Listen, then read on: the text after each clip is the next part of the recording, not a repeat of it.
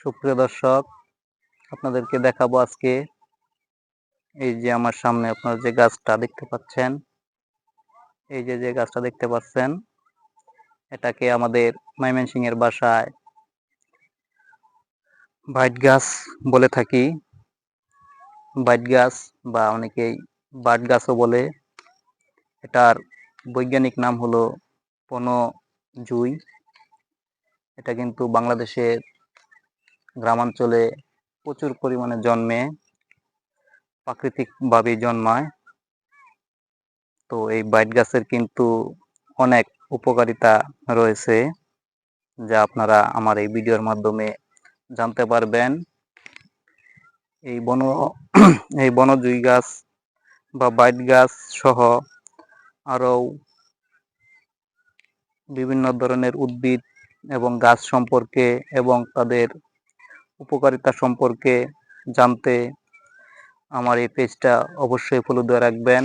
আর পাশাপাশি YouTube channel Kazem সরকার অবশ্যই subscribe করে রাখবেন। তাহলেই এই বনৌষধি গাছ সম্পর্কে এবং তার চিকিৎসা পদ্ধতি সম্পর্কে আপনারা বিভিন্ন ধরনের তথ্য পাবেন। বাইট গাছের উপকারিতা: চর্মরোগের ক্ষেত্রে এই বাইট পাতা বেটে বা পেস্ট করে ক্ষতস্থানে লাগালে, যে জায়গায় চর্মরোগ হয়েছে ওই জায়গায় লাগালে খুব দ্রুত উপশম হয়। সর্দি বা কাশেও এই শুকনো বাইট পাতার রস যদি আপনারা ফুটিয়ে পান করতে পারেন, তাহলে আপনাদের সর্দি, কাশ, শ্বাসকষ্ট উপশম হয়। এছাড়াও এটা আরো অনেক ধরনের রোগের কাজ করে।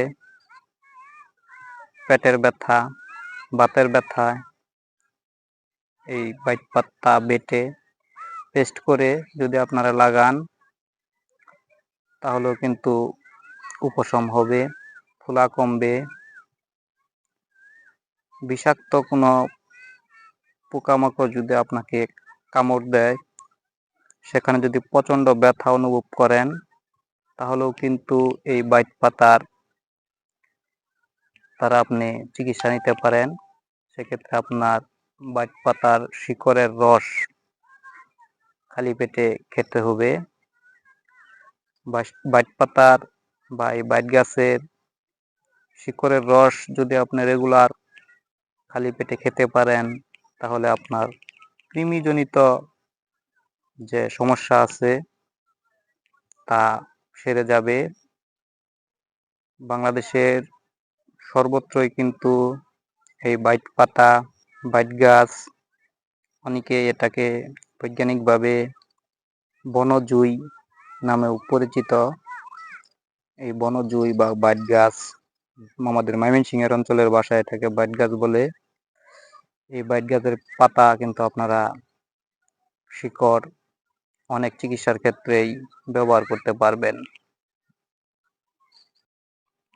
তো সবাইকে ধন্যবাদ জানিয়ে আজকে এই পর্যন্তই। দেখা হবে অন্য এক সময় অন্য কোনো উদ্ভিদের গুণাগুণ এবং তার উপকারিতা নিয়ে। সে পর্যন্ত সবাই ভালো থাকেন, সুস্থ থাকেন। আল্লাহ হাফেজ।